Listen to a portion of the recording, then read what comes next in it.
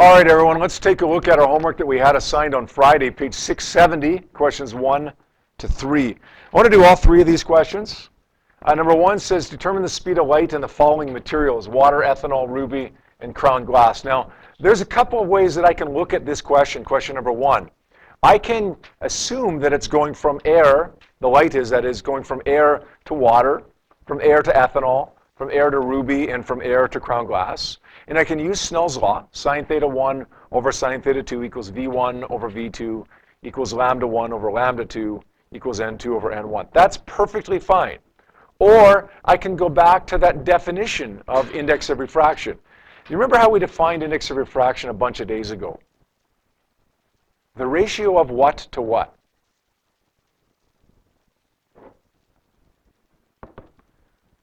The ratio of the speed of light in a vacuum, 3 times 10 to the 8 meters per second, to the speed of light in medium X, or whatever medium it is that you're trying to find the index of refraction.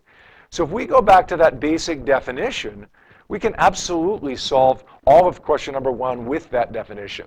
The speed of light in a vacuum is always going to be 3.00 times 10 to the 8 meters per second. We know from the table that we saw in our notes earlier the index of refraction for each of those 4 things: water, ethanol, ruby, and crown glass. So we know what N is. We know what C is. We turn around and we solve for V. It becomes equal to 3 times 10 to the 8 divided by the index of refraction. The index of refraction for water was 1.33. Okay, divide 3.0 times 10 to the 8 divided by 1.33, and we get this one. The index of refraction for ethanol was 1.37. Okay, we divide 3 by 1.37, we get 2.19. For ruby, again from that table, was 1.54. Divide those two numbers, we get 1.95. And for crown glass, you can see from your table that it's 1.52. So divide those two numbers, and we're going to get 1.97. Let's take a look at the other way to do it now, just in case you did it that way. Determine the speed of light using the following materials. Let's say V1 over V2 equals N2 over N1. Remember, there's 4 parts to that Snell's law equation. We have to always pick 2 of them. These are the 2 most convenient parts this time, so that's what we're going to pick. V1, we're going to say that it's going from air, 3.00 times 10 to the 8 meters per second, to medium 2, whether it be water, ethanol, ruby, or crown glass. N2, well, N2 is going to be the index of refraction of water, ethanol, and so on, over N1, the index of refraction of air, which is 1.00. If we have this number N2, and again we do from that table, then we can rearrange this and solve for V2. We're going to get the exact same numbers as we did when we solved for it the other way. So it doesn't matter which way you do it. They're both valid ways, both legitimate ways.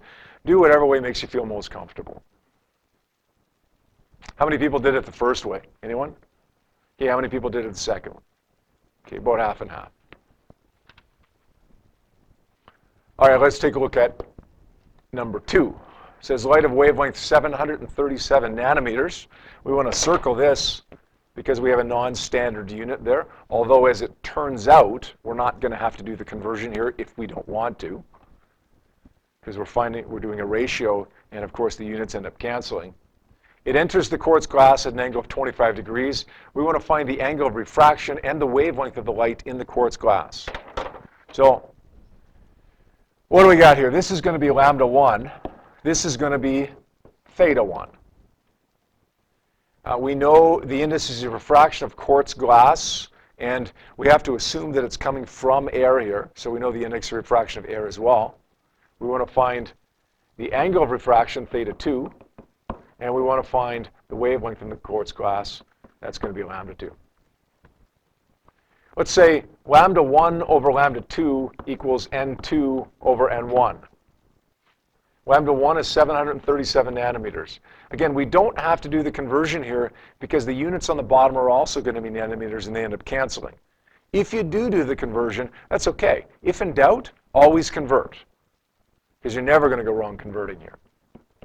737 over lambda 2 equals N2, which is going to be the index of refraction of quartz glass, which is 1.47, over N1, which of course we're going from air, it's going to be 1.00. How do we rearrange this? How do we solve for lambda 2 here? What do we got to do with it first? See some fingers moving out there. We're going to take the lambda 2 up to the top, and then we're going to take the 1.47 down by dividing. This just disappears, right? Because 1.47 divided by 1 is still 1.47. So we do that math, and we end up getting a wavelength of 501 nanometers. If you had done the conversion to meters, you would have gotten 5.01 times 10 to the negative 7 meters. Now we want to solve for theta. We're going to do pretty much the same thing, modify that equation a little bit. We're going to say sine theta 1, or sine 25 degrees, over sine theta 2, equals, again, N2 over N1, 1.47 over 1.00. This time when we kind of swap those here, sine theta 2 goes up, 1.47 goes down. What we're actually going to do is solve for sine theta 2. Okay, that's going to equal a number. How do we get theta 2 from that? Once we've got the value of sine theta 2, which is going to be a decimal number. Yeah, take the inverse sine of it, the second function sine. And when we do that, we should get our number 16.7 degrees.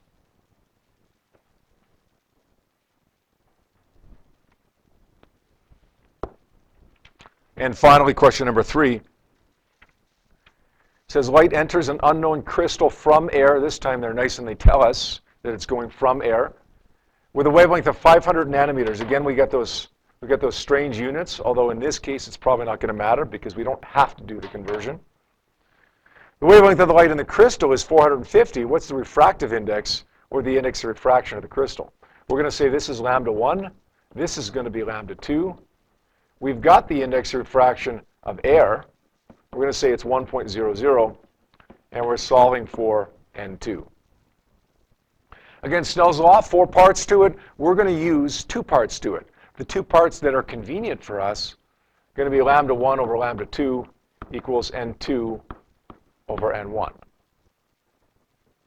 500 nanometers, or 500 times 10 to the minus 9 meters, over 450 equals N2 over 1.00. We always like it when N1 is 1, because then we're dividing by 1, and it basically takes that out of the equation, right?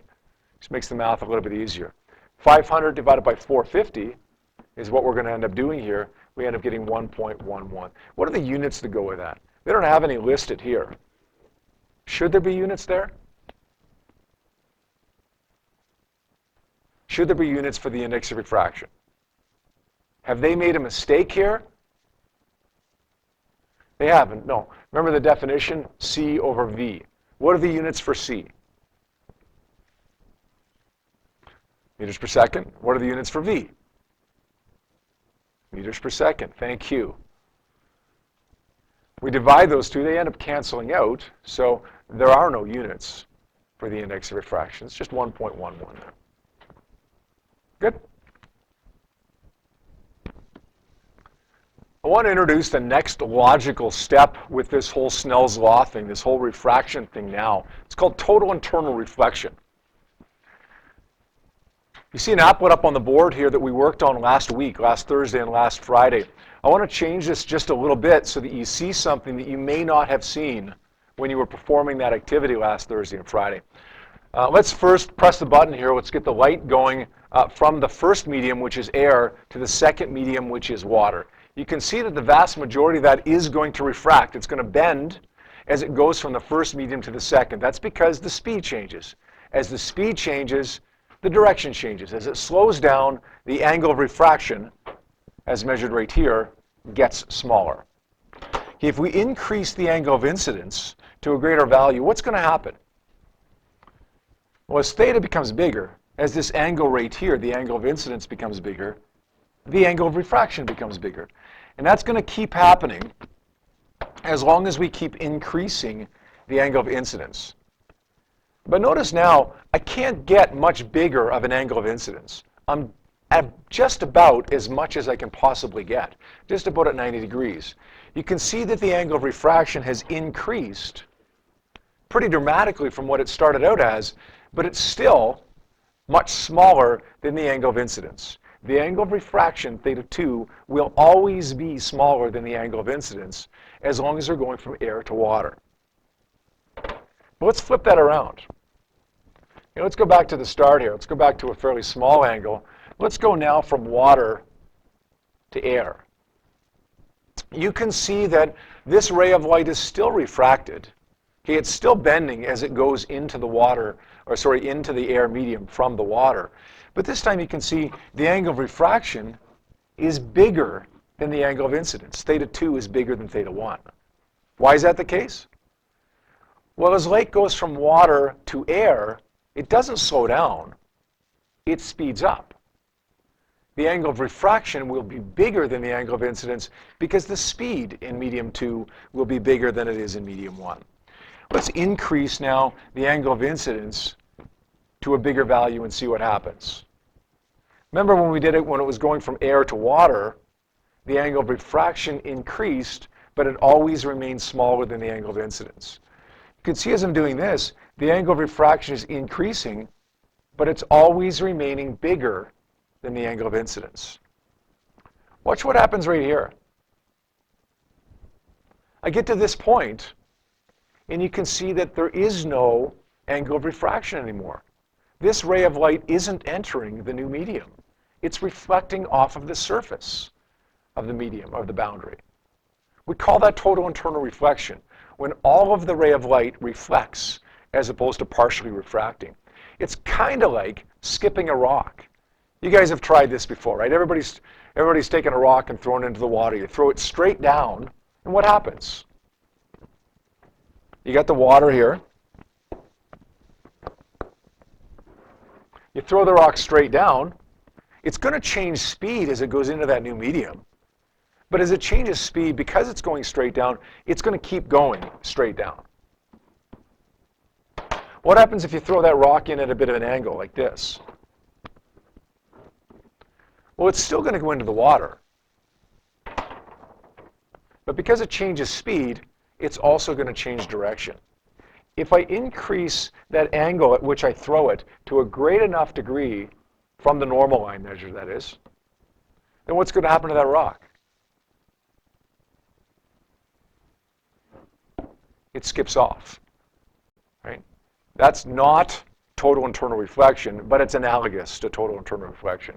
If we keep increasing the angle of incidence to a great enough value, then what we're going to get is not refraction or not the rock going into the water and just bending and changing direction, but rather it's going to skip right off the boundary between the air and the water. Now, where this analogy falls apart is this. When you throw a rock from air to water, it can reflect. When you shine light from air to water, it won't. And the reason it won't is because for total internal reflection for light or any wave to occur, you've got to be going from a high index of refraction to a low. If you go the other way around, then what you're going to find is that the angle of refraction is always smaller than the angle of incidence. In order for total internal reflection to occur, we need the angle of refraction to be bigger than the angle of incidence. That only happens when we go from a high to a low index of refraction. In other words, something like water to air as opposed to air to water. So the analogy works to some level, but not for the entire thing, right? Not in terms of which direction it must be going. Let's define total internal reflection. It's the complete reflection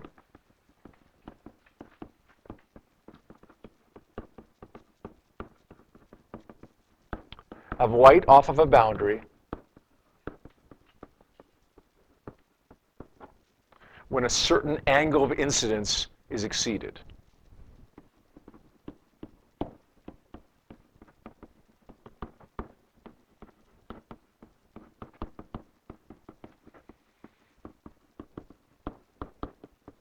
We're going to put in brackets here. It's not really part of the definition, but we're going to put in brackets just to remind ourselves that you must be going from a high index of refraction to a low index of refraction.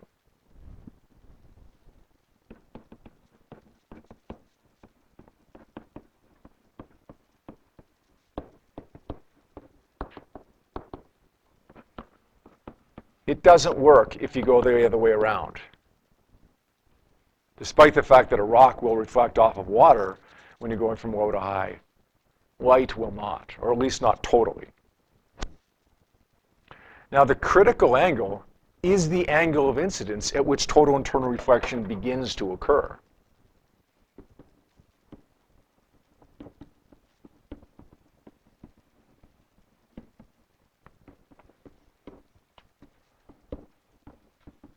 We're going to abbreviate total internal reflection, calling it TIR. It's the angle of incidence at which TIR begins to occur. Anything below that critical angle, then you're going to get refraction taking place. Anything above that critical angle, then you're going to get complete reflection taking place.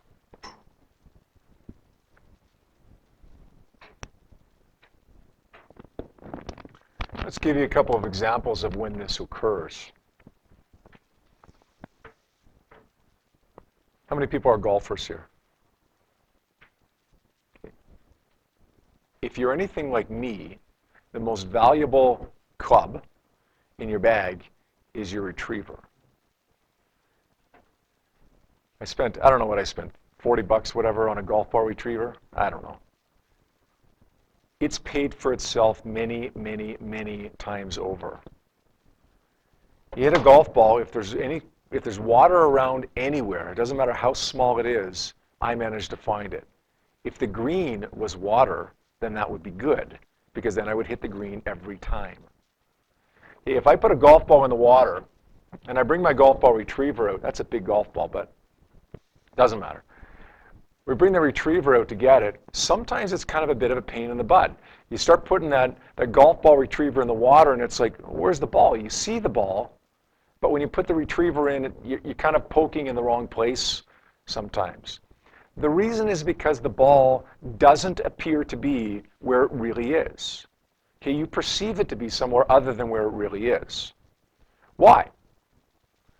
Well, that ball reflects light. We have to see the light that's reflecting off of that ball. There's millions of rays of light that are reflecting off of that ball. They're going every which direction. This way, this way, this way. Let's focus only on one of them right now. Let's focus on this ray of light that's reflecting off of the ball. There I am standing at the edge of the pond. That ray of light that reflects off of the ball refracts when it hits the water-air boundary, and it bends, it refracts, and goes into my eyes. I'm able to see it. But my eyes, my brain, aren't smart enough to realize that light bent when it hit the water-air boundary. My brain thinks that the light always traveled in a straight line. So my brain thinks the ball is back here. So where do I go to stick my golf ball retriever? I try to find the ball right there because that's where I see it. I see it a little bit higher up, not quite as deep as it really is, and I see it behind where it really is. Now that's not total internal reflection yet, but that does explain why we see the golf ball somewhere other than where we really are. It explains why when you stick a pencil into water, it appears to be bent, because we see that part of the pencil that's in the water at a different angle, or sorry, in a different place than the pencil really is. Now what happens if I back up? Now I'm not trying to actually get the golf ball, I just back up or for whatever reason. That ray of light that I saw just a minute ago that caused me to see the golf ball in a different place than it really is, that ray of light still leaves the water-air boundary at the same angle as it did before. But now that particular ray of light sails right over my head, so I don't see it. There are, however, millions more rays of light that are reflecting off of this golf ball. Let's take a look at another one. Let's take a look at this one. Say this one that has a bigger angle when it strikes the boundary between the water and the air. This one that would refract into my eyes. But you can see now that that theta 1 that we now have is bigger than the theta 1 that we had before. If this theta 1 that we now have is big enough, if it exceeds the critical angle, then what happens to that ray of light, that red ray of light that's required for me to see the golf ball? If it's bigger than the critical angle, it's going to reflect, right? It's going to bounce off of the boundary between the air and the water. What do I see right now as I stand a certain distance away from the edge of the pond? See the top of the pond. I can't see the bottom of the pond. I can't see the golf ball or the bottom of the pond because as I'm far enough away, the angle of incidence becomes big enough that it exceeds the critical angle, which prevents me from seeing anything at the bottom of the pond.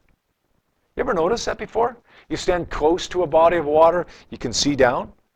You can see the water, you can see the fish sometimes swimming around inside the water, but if you're a little bit of a distance away from it, doesn't matter how clear the water is, you can't see anything down at the bottom of the pond because the light from the bottom of the pond, or the light from anywhere in between the bottom and the top, is reflecting off of the boundary. That's total internal reflection. Does that make sense?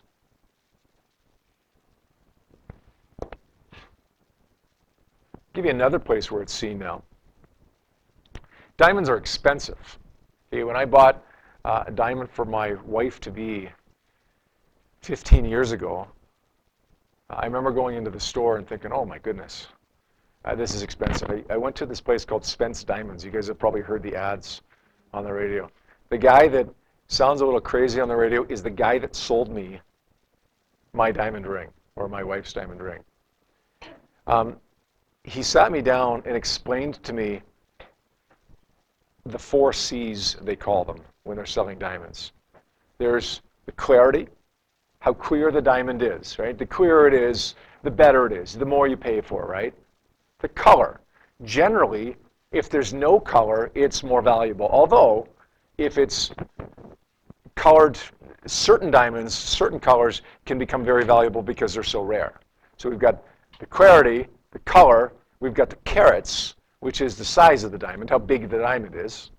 And then finally, we've got the cut. The cut of the diamond has to be just right. And that's often what diamond cutters get wrong, is the cut of the diamond. If they cut it at the wrong angle, then the diamond doesn't sparkle nearly as much, and it therefore isn't nearly as valuable as it otherwise would be. We have to cut it at very specific angles because we want total internal reflection to occur. We want to maximize the amount of total internal reflection occurring. What happens? Well, light, for the most part, enters this diamond from the top. As it enters the diamond from the top, these rays of light are going to be more or less parallel to each other, entering perpendicular to the top of the diamond. Now, you look at the top of the diamond, it can be oval or square or rectangle or circular, it doesn't matter. This is a cross section of a diamond. This is where the angles have to be right, is by cross section here. As that ray of light goes in, okay, it's going to slow down dramatically as it goes into the diamond from the air. Then it's going to strike the boundary between the diamond and the air. We can't get total internal reflection occurring up here because we're going from a low to a high index of refraction. But we can down here if we're going from a high to a low index of refraction, which we are. Now, because diamond has such a high index of refraction, it reduces quite dramatically the critical angle. So in other words, the critical angle for diamond is a lot smaller than it is for other things like glass. That means that it's easier to exceed the critical angle, and it means it's easier to get total internal reflection happening. But we have to get that angle cut just right as well to maximize the amount of total internal reflection. When this light comes in, it strikes that boundary. If we've exceeded the critical angle, then it's going to reflect something like this, such that the angle of incidence equals the angle of reflection. It's going to bounce off of that surface. Then when it hits the surface on the other side, it's going to bounce off at the same angle again, and then it's going to come up through the top. What do we see when the light bounces off of this boundary between the diamond and the air? We see a sparkle. What do we see right here? We see a sparkle. So each time a ray of light comes in and bounces around off of the boundary between the diamond and the air, we see a sparkle. Doesn't work so well for glass because the critical angle for glass is a lot larger. And when we have a larger critical angle, you're going to get less rays of light that exceed the critical angle. Less reflection, less sparkling. Cubic zirconium has a pretty high index of refraction. We get more sparkling than we do for glass, but it's a lot less than it is for diamond. Again, if we have the wrong material, we don't get as much of this taking place. It's more likely to refract as opposed to reflect. And if we have this angle cut wrong, then we might get reflection off of the first side, but then when it hits the other side, it refracts as opposed to reflects. So the better the material, i.e. diamond, the better the cut, the more likely we are to get total internal reflection, which means the more likely we are to get sparkling, which is, for the most part, why diamonds are so valuable, right? Does that make sense? One more quick one that's not in your notes there.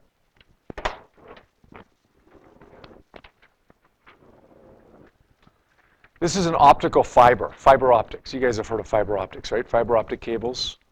They're basically little thin wires made out of glass. They carry light, and that light carries the information. And it carries it in a very efficient way without a whole lot of loss of signal across the line. Here's how it does it. It's pretty simple.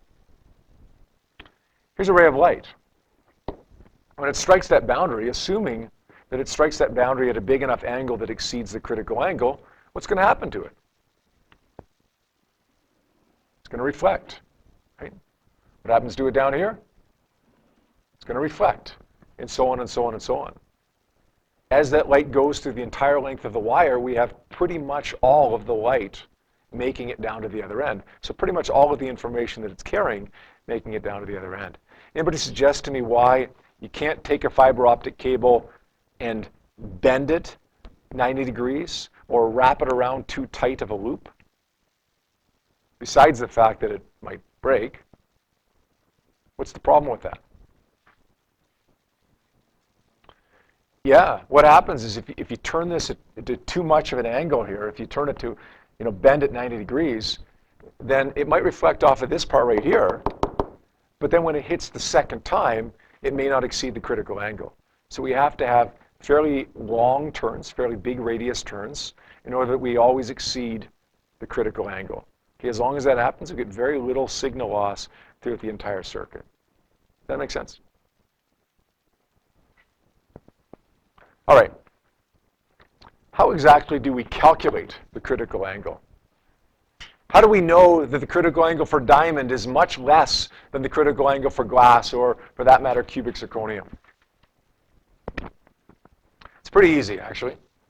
We take Snell's law, sine theta 1 over sine theta 2 equals n2 over n1. We know that n2 is going to be a smaller number than n1.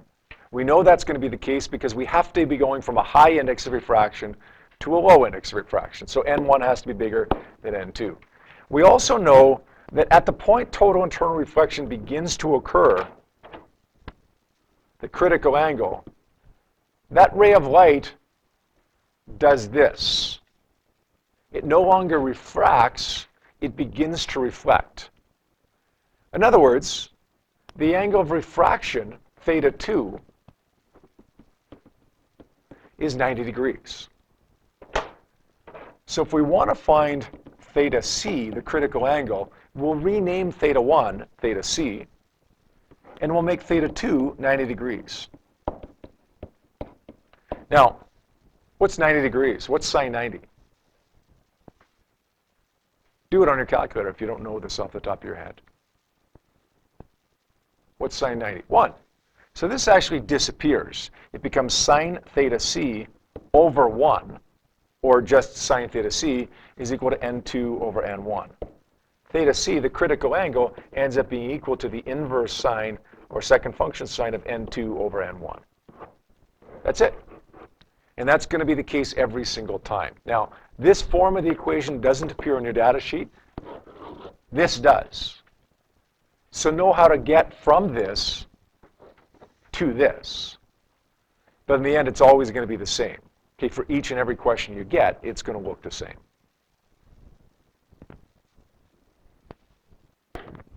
All right, let's do an example here that's on page 673 of your textbook. It says, what's the critical angle for the quartz glass air interface? Hey, it doesn't say which way the light is going, which one is N1 and which one is N2, quartz glass or air. How do we know? How do we know which one to make N1 and N2? Go ahead. Good, good. Quartz glass has an index of refraction of 1.47. We must go, in order for total internal reflection to happen, we've got to go from high to low index of refraction. So it's got to be from 1.47 to 1.00. We're going to say sine theta c over sine 90, which is 1, is equal to N2 over N1. So it's 1.00 divided by 1.47. This just disappears because it's 1 again. Theta c becomes equal to the inverse sine of 1.00 over 1.47.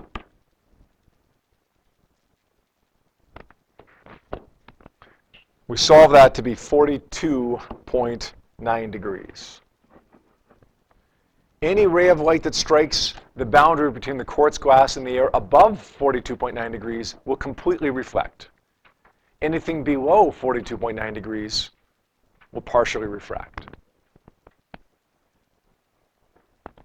They're all the same. You might have to solve for a different variable. Maybe you're given the value of theta c and you got to solve for N1 or for N2. But in the end, it's always going to be this equation, and it's always going to be solved for one of these three variables, theta c, N1, or N2.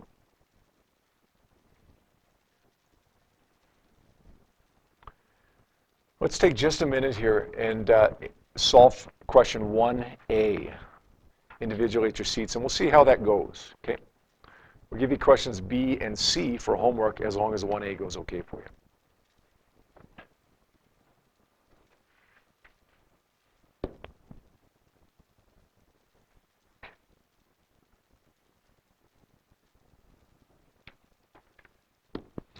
All right, those questions seem to be okay. Finish up question B and C for homework if you haven't already. Let's move on to our last little bit of the day here and talk a little bit about lenses. Okay, this is another application of refraction, the bending of light. Just like with mirrors, we had two types, converging and diverging. We have two types of lenses as well, converging and diverging. But you've got to be really careful here. With converging lenses, remember, they were also known as concave. With converging mirrors, they're known as convex.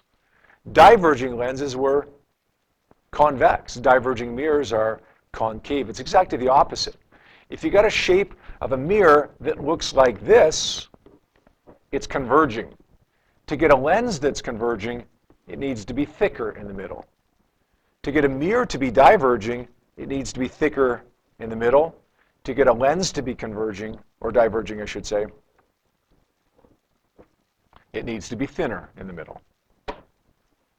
It's exactly the opposite. And that's why we try to talk about lenses and mirror in terms of converging and diverging as opposed to concave and convex.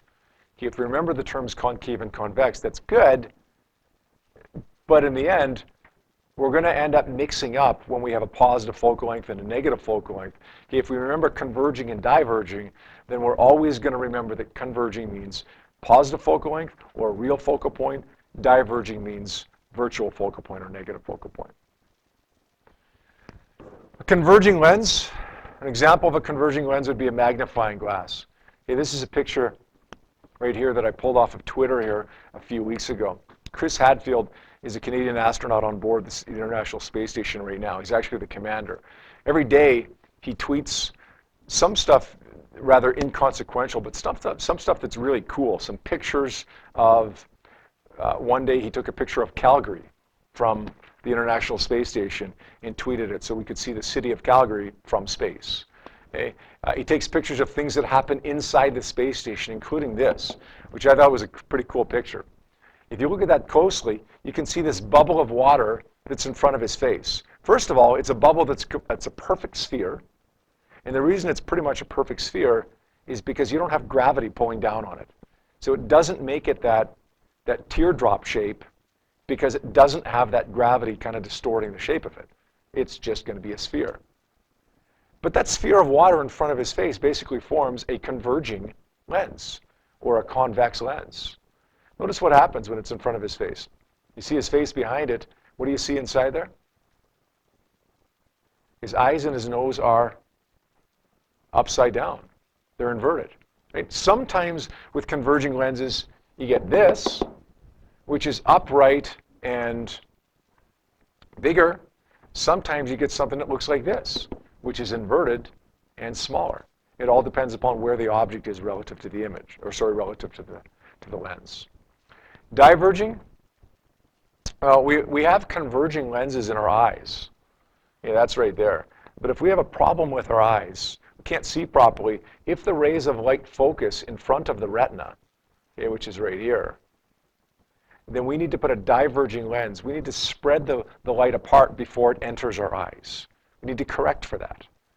So we put a diverging lens in front of our eyes, spreads them apart a little bit, and then our lens can do its job and cause them to converge on the retina. Converging versus diverging. Now what I'd like you to do is take the template that I handed out to you. We're going to draw a few ray diagrams here. The first ray diagram is going to have the object way out here, beyond twice the focal length. This, by the way, is the focal length. We're not going to call this the center of curvature like we did with mirrors. We're just going to call it 2F, twice the focal length. That first ray of light, there's a million of them again, remember, just like there was with mirrors, but that first ray of light is going to go, that we're going to draw that is going to go from the top of the object, parallel to the principal axis. Where do you think it's going to refract this time? It's not going to reflect like this, or like this. Where do you think it's going to refract or bend? I'll give you one guess. What is it going to be? Through the focal point. It's going to go down here. That second ray is going to go down through what we call the optical center. It's the exact center of the lens. And it just keeps going straight through. Those two rays are now intersecting on the right-hand side. They intersect right here, so our image is going to be formed there. What are the characteristics of that image? Larger, smaller, same size.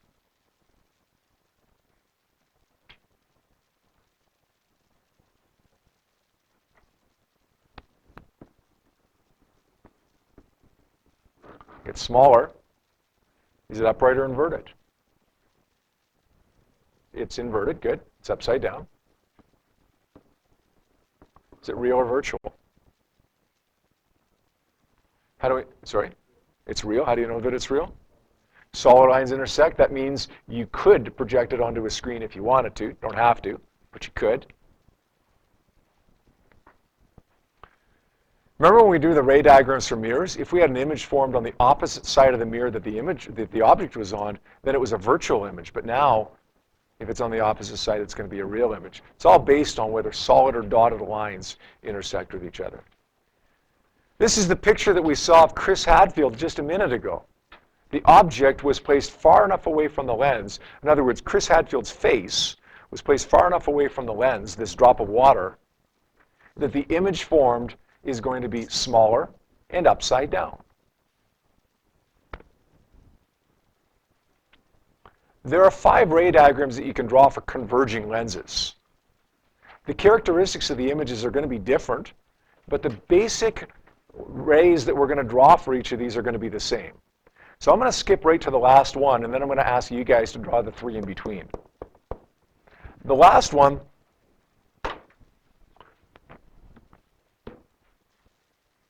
we have a ray of light going from the top of the object down to the focal point.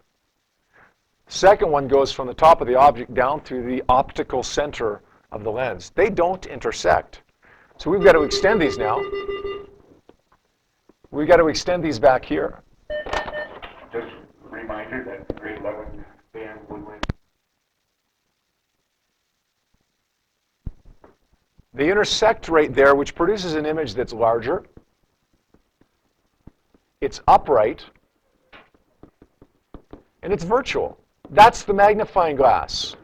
When you look in the lens and you see an image that's bigger than the object is, that's upright, that's virtual, that's a magnifying glass.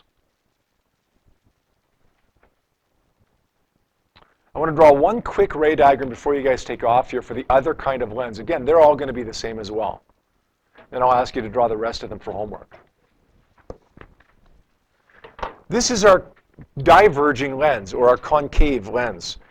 Let's put our object right here, well beyond twice the focal length.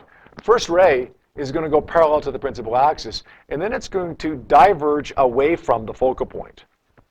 The second ray is going to go down through the optical center, and it's going to keep going straight through. We extend this one back. We extend this one back, and you notice we have two dotted lines intersecting right here. That produces an image that's upright, that's smaller, and that's virtual. You have 4 ray diagrams left to draw for this. You have 3 ray diagrams left to draw for the converging lens. And you have a couple of questions to work on from your practice problems with total internal reflection. That's your homework for tonight. Got it? All right, that's it for today, everyone.